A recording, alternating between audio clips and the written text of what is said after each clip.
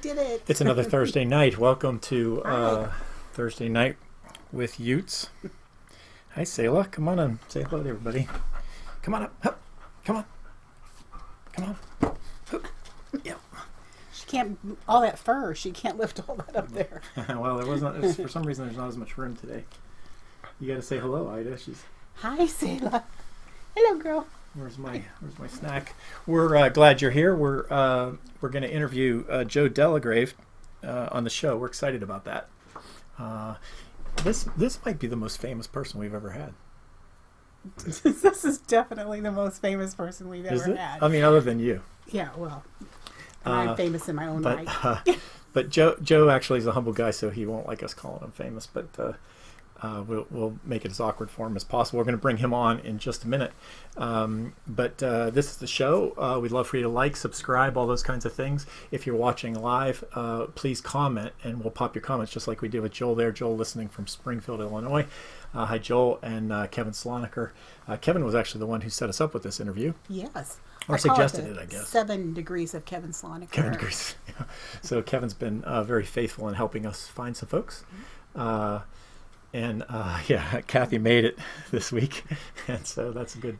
So anyway, we're glad you're here. If you're watching on the recording, we can't get your comments on the show, but you can make your comments, and we will be glad to reply to you, both here on YouTube and Facebook.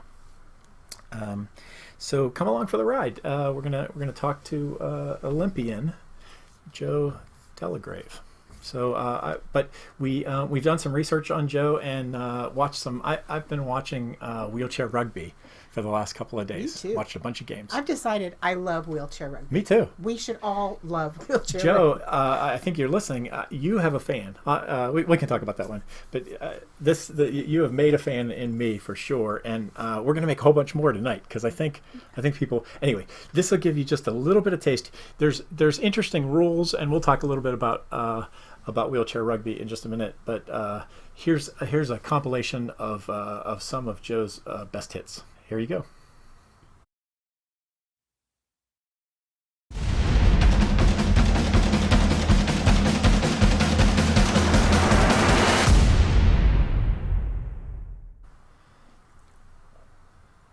That right there was not Joe's that was not best Joe. hits. This will be, I believe. I'm not sure why that happened actually, but here we go.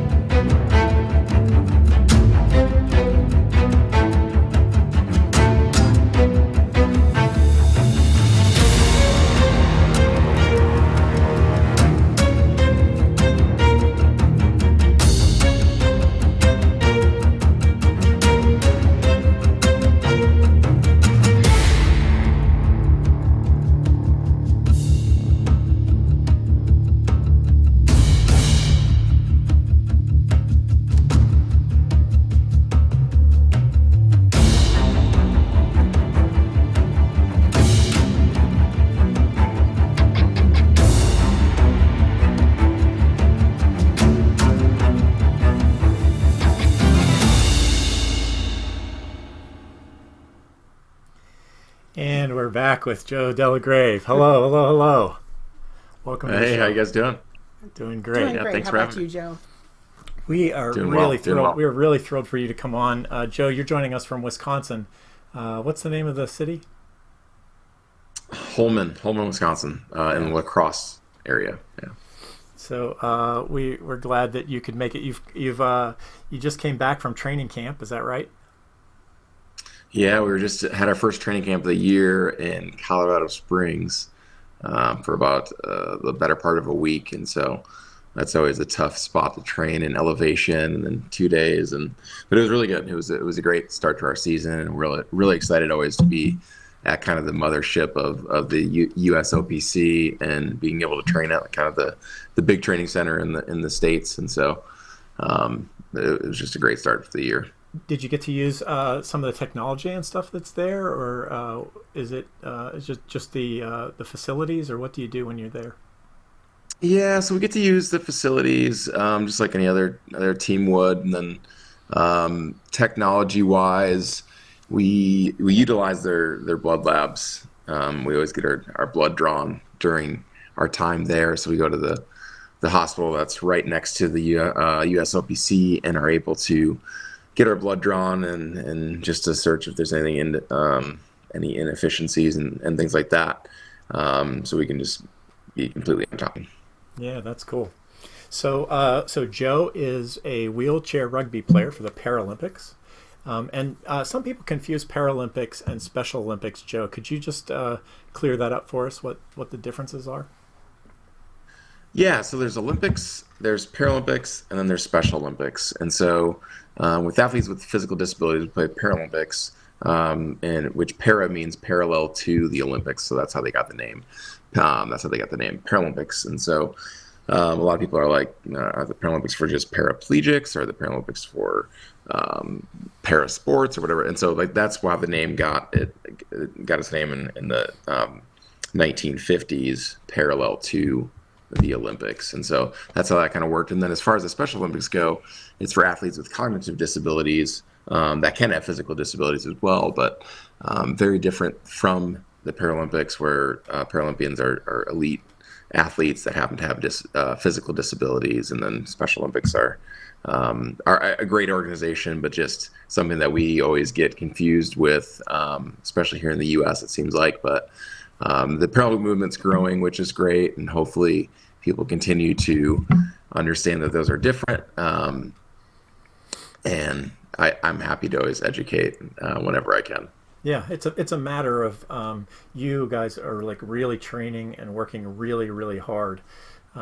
Special Olympics people are practicing and that sort of thing, but the Paralympics, I mean, you guys are serious athletes that are at it. We showed a couple of clips that I found of you training, and so you've got special training facilities that you're heading to, and what's the worst kind of training that you do? What's the thing that you dread the most?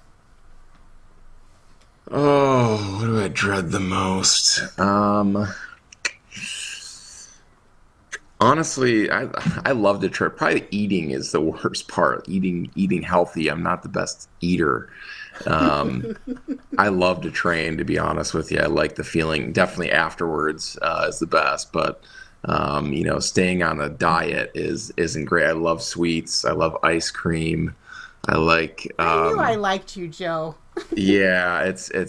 I grew up with my mom always said the best kind of protein is in ice cream. So I love sweets, but no, I think that's probably the hardest for me, is to make sure I stay disciplined with that, and getting in the right nutrients that I need. And sometimes that means eating more than I would like, which it wouldn't seem like it's that bad of a thing, but sometimes when you're doing 2 days throughout a training camp and you need to get that much more in you, you end up getting tired of eating, which is kind of weird, but I would say that's the most difficult. Yeah. Kathy says bubble wrap. Do you know what that? I'm not sure why she said bubble wrap. Sometimes, Joe, our comments come in 15 seconds after the things that we say, so sometimes we have trouble figuring out exactly what we said. Sure. That caused the response. But yeah, there's you strike me as being extraordinarily driven. And one of the things that's cool about you now, you're a pro football fan, right? Do you follow NFL? I'm a huge Packer fan. Yeah. Yeah. Are you an owner? The Packers own their team, right? Yeah, the public kind of own them. I am not. No, I don't have any shares, unfortunately. But in Pittsburgh, country, and it wouldn't surprise me if it's a Packer thing too.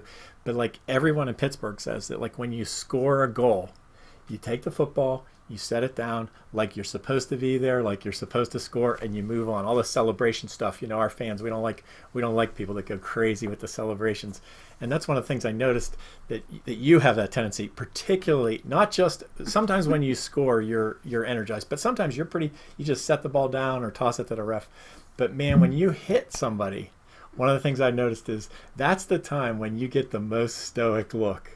When you have just hit somebody, like really hit them hard with your chair, then you just yep, that's how it goes. Yeah, I typically and my teammates know this. I wear my heart on my sleeve when I play, and usually it's pretty even keel. But then there's this, the roller coaster of everything that goes on within the game, and so I get a little too excited sometimes. And my coaches know that too, so they kind of have to pull me in. But no, I mean, it's always exciting to make a fun play or maybe a play that steals momentum for a second or two, and so I get pretty amped up about that. Yeah. But no, I think that's part of the game, and it's exciting to play a game. You call it play. You play a game. You don't like work a game, or you don't. So it's just you're supposed to have fun. You're supposed to be able to get to play it. It says play right in the game. But sometimes, do you purposefully not react? That's really my question, because it seems to me that sometimes something huge will happen, and I see you not react. I see you just, yep, that's how it goes. You're gonna be somewhere in my line. I'm probably gonna knock you down. Yeah. It just depends on the where the game's at, and if it's if we're up by a lot, then maybe I probably won't get as emotional. Or if it's a close game, I certainly will. Or if we need to keep the guys a little bit more even keeled, my coaches have talked to me about that. Then maybe I'll be a little bit more straight face. But now usually it's getting excited during those big moments in the games. Now we didn't say Joe is a bronze medalist. Yes. And from the 2012 Olympics, and now you're the captain of the team. You've been captain, right? Yeah, I've had the honor to serve as a captain, one of the captains it's my 7th year doing it, and it's my favorite part about playing is being able to find out ways to lead the guys and really look at it as a servant leader, and being able to serve them in a way that makes them better and our team better and hopefully me better as well. But it's definitely really neat to do. And this year I'm serving alongside our other captain, Chuck Melton. And so him and I have served as captains for 3 or 4 years together now. So but we always call it a yin and yang kind of thing, where I tend to be a little bit more fiery, and then he tends to be a little bit more straight-faced, and maybe the guys will be like, all right, what's Joe actually trying to say when he's yelling at me, type of thing. But no, it's kind of a cool dynamic that way. Yeah. So depending on the situation, one of you can rise up and bring your yin or your yang to the situation, depending on what it's called for. Have you always played good cop, competitive bad sports? cop. Have you always What's played that? competitive sports, Joe?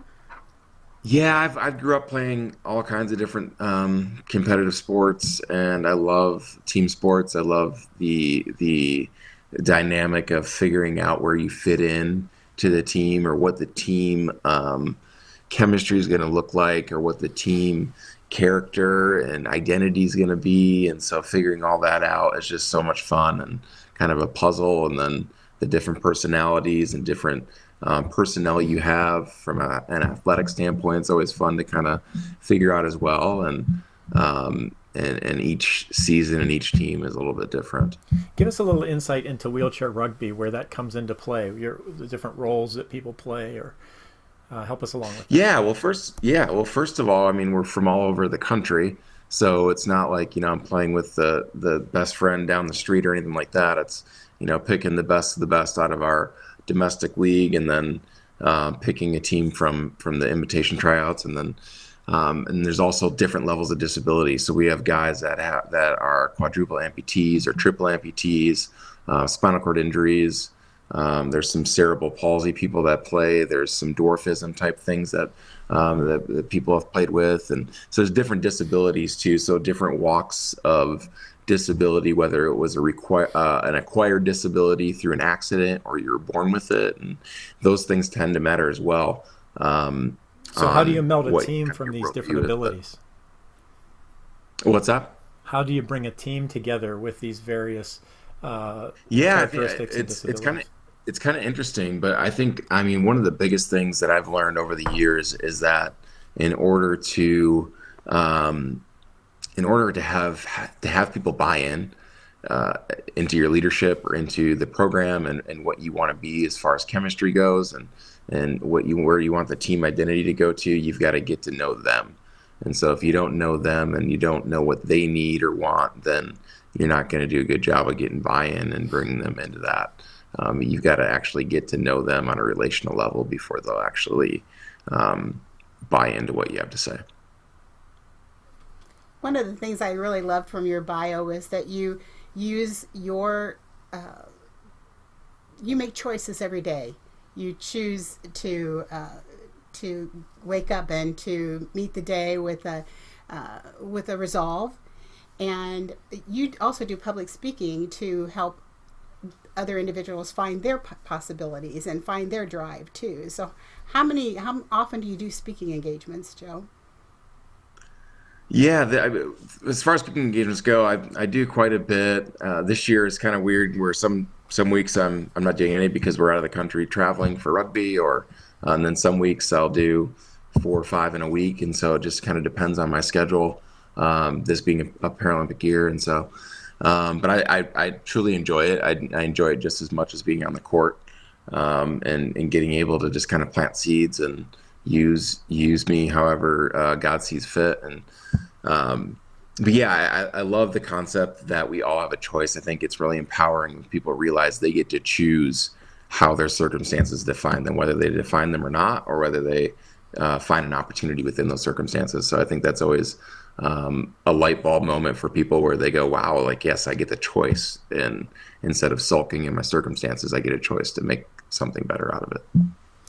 In the description of this video, and this will be a link to your website so people can learn more about you there, and some other links as well that might be helpful. So for those of you who are watching, there's some links out there to things that we think would be interesting to add to the interview.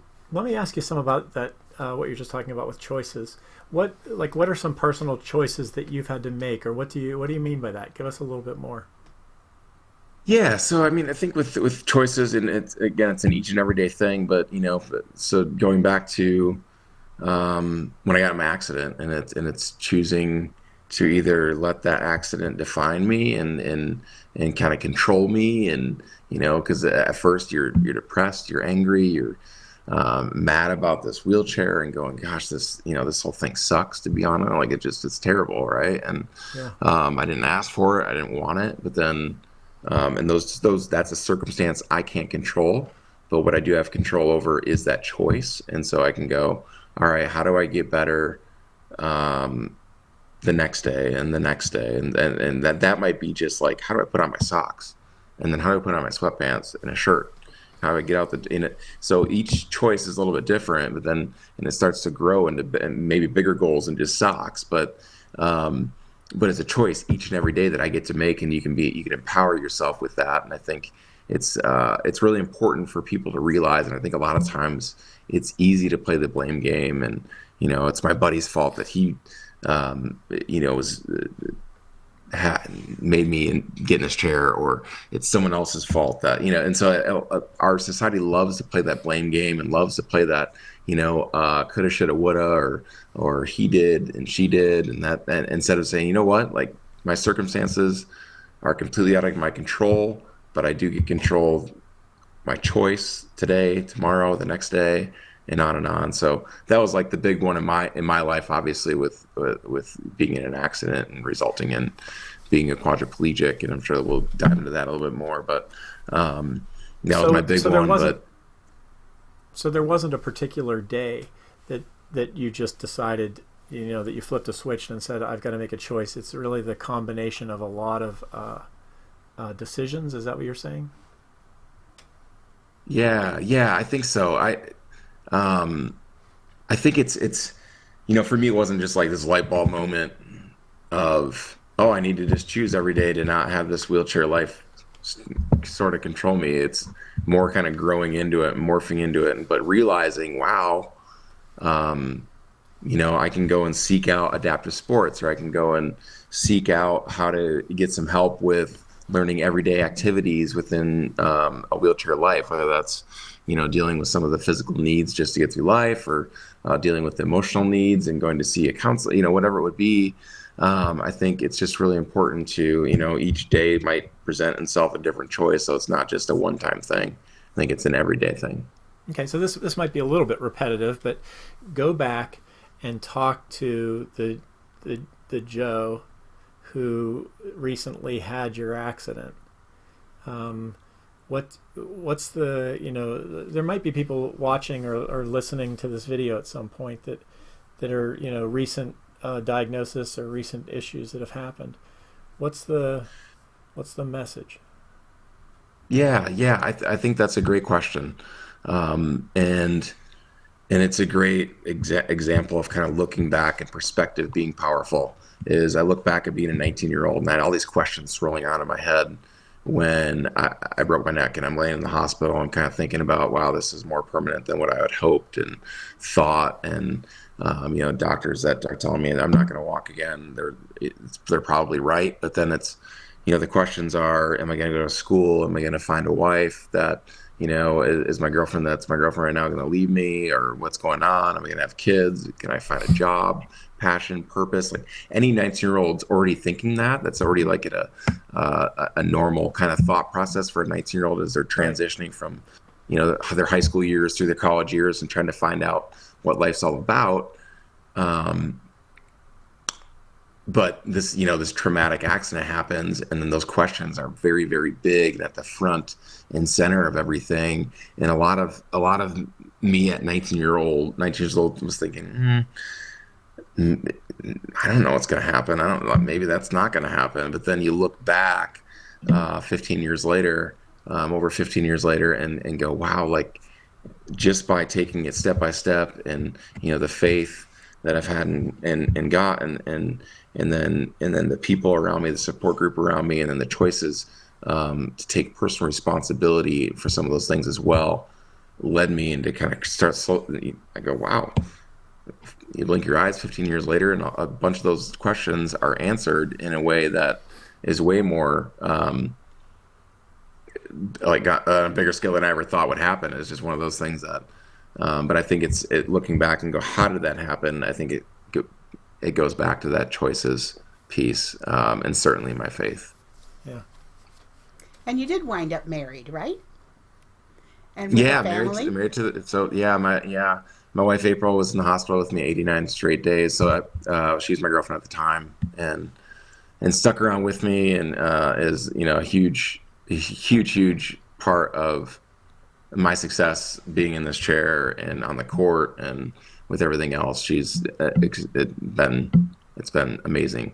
You said she's really instrumental with helping with your website and that sort of thing too. She's involved with that. Yeah, so we work together now, which makes for a fun dynamic, and she has a lot of strengths that I don't have. I'm extroverted. I love talking. I love to be around people. Now that she doesn't, but she's a little bit more introverted and is fantastic with keeping my calendar up and going, and keeping me organized and on track, and gets after me when I'm scrolling on Facebook unnecessarily and all that good stuff. But no, we make a good team, and it's fun to see how my strengths help out her weaknesses and vice versa. How long have you guys been married?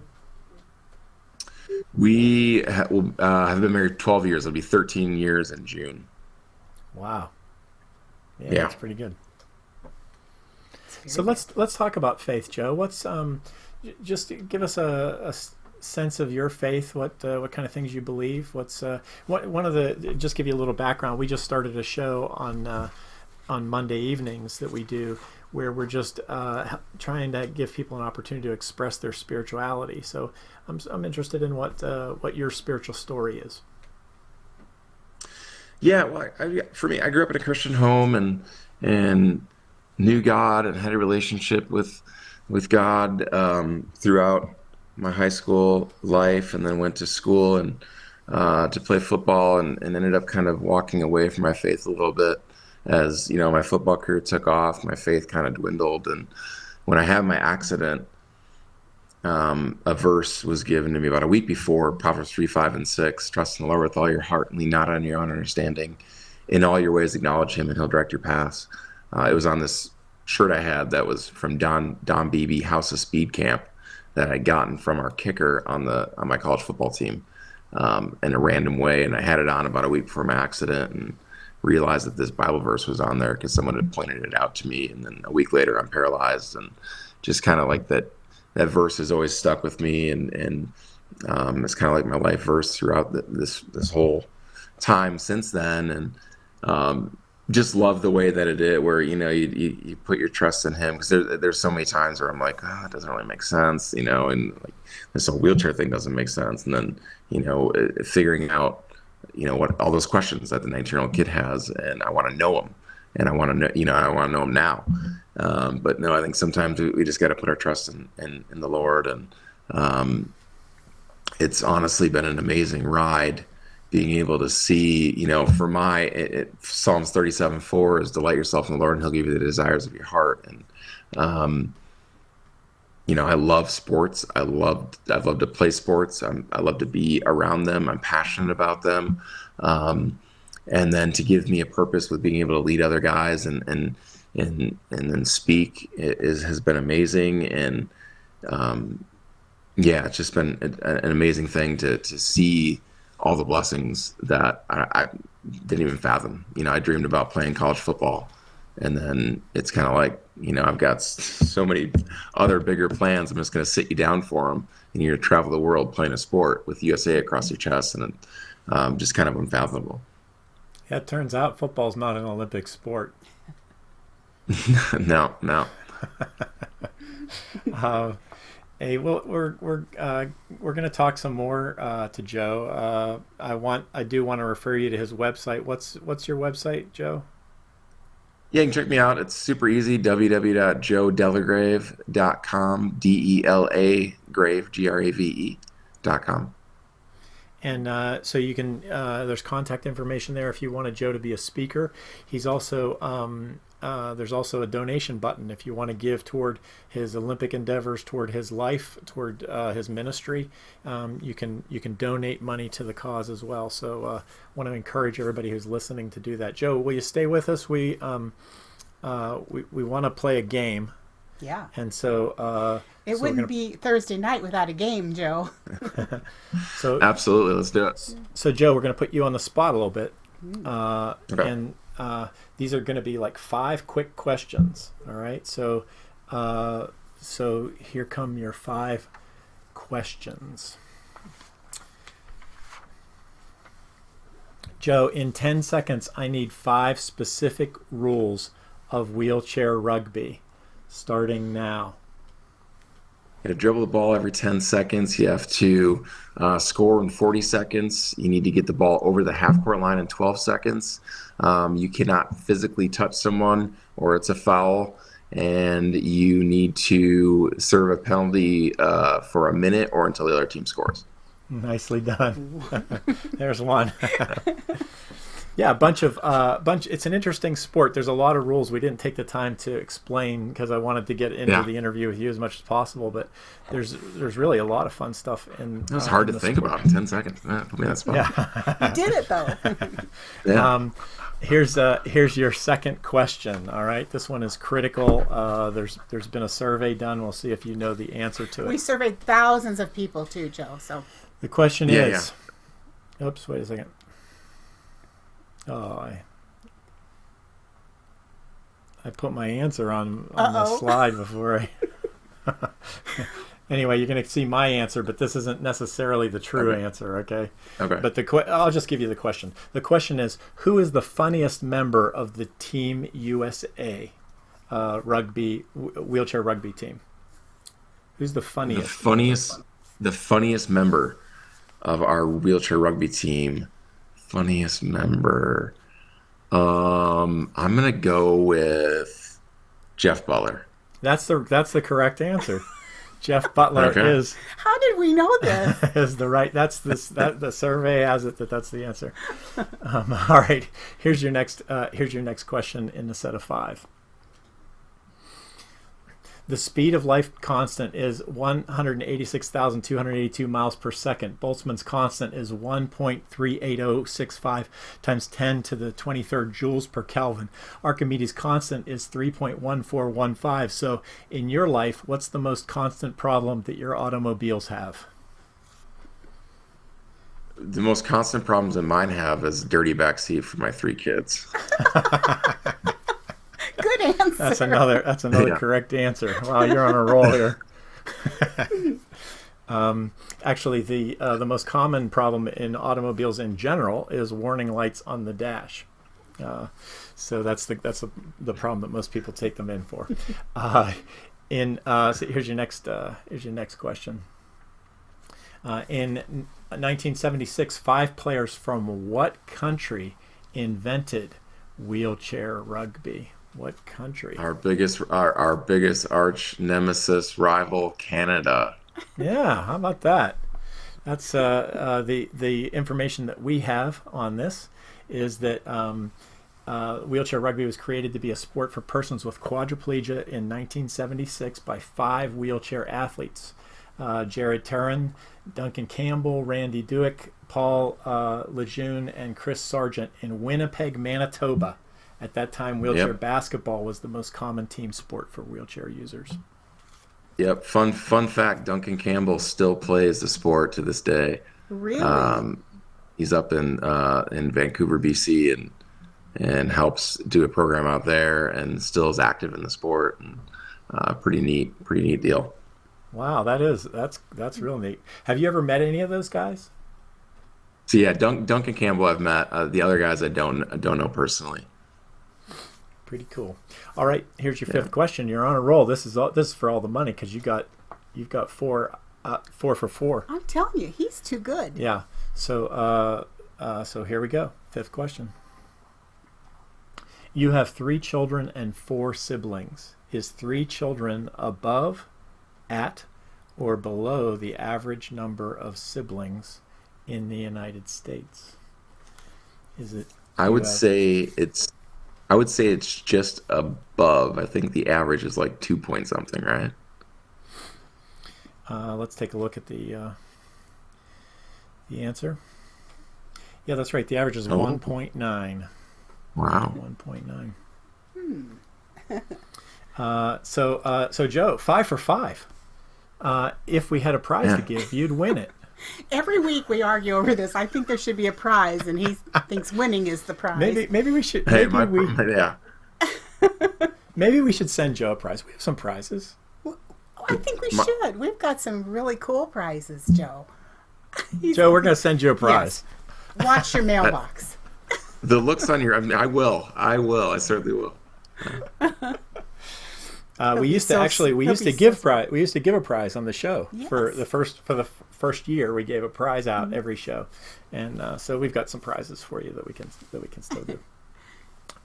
Joe, if you'll stick with us, we're going to keep going. We're not going to see you for a moment, but I'm leaving your mic hot so you can still talk, and we'll still hear you. Awesome. But we want to do a couple more things here before the show is over. So we'll see you on the other side of the break. But in the meantime, Ida has a saying of the week that she does, and so Ida, I want to bring you into the picture here. Oh, okay. Well, I think it's kind of obvious why I chose this as my saying of the week. We talked a lot about choices with Joe and how so many things in our life are secondary to choice. So this week's saying is from Henry Nouwen, and it's, "Joy does not simply happen to us. We have to choose joy and keep choosing it every day." So joy is a choice. Great. Thanks, Ida. You're welcome. We're going to move on to the joke of the week. The joke of the week this week is given to us by Andy. One of the things, a lot of people have said that we are putting these jokes in people's mouths, and I want to completely deny that these are jokes that come from I would deny it if I were you too. But okay. These are jokes that come from the individuals themselves. We have nothing to do with it. You put your picture out on Facebook for public consumption, we can't control what happens to it. And so we completely deny the association with the jokes. But this week it's Andy Casillo. Andy says they're considering, I don't know if you knew this, but they're considering giving Olympic silver medals for these jokes that we're doing. Did you know that? Oh, I'm afraid. I'm really afraid. Yeah, they're... silver medals for these jokes. Okay. Yeah. They're willing to give the gold jokes if the jokes stop. That I believe. That's, the jokes they're horrible. Yeah, every week. This is a good example. Andy, I'm sorry. It was very nice of you to do the joke of the week, and then somebody put words in your mouth that weren't funny. Mary Lou is suggesting that we send send the turkey hat, but he might enjoy the turkey hat. Here. Oh no, he's gonna find the turkey hat. But I don't know what we would do at Thanksgiving. But this is the turkey hat. This is the people that make the mistake. Maybe you could use this as captain, like for who's the biggest turkey of the in week? situations. Like you could give the game ball to somebody and you give the turkey hat to somebody else. That's how we use it anyway. Yeah, okay. Yeah, but no, we're probably going to keep the turkey hat. Yes, because what would we do without it? I think that might be it for the show on YouTube. We're gonna bring it to close. You can watch more videos. They're linked over there, and we're glad that you came by to meet Joe. Please do go to his website and check him out if you want more information. We also posted a compilation video that you can find. We played during this as the introduction, but you can find it separately on our page. Look for other links down below and lots of information, that sort of thing. But to those on YouTube, we want to say, you're uniquely the same. I'm uniquely the same. Together, we could change the world. We'll see you next week. Bye now.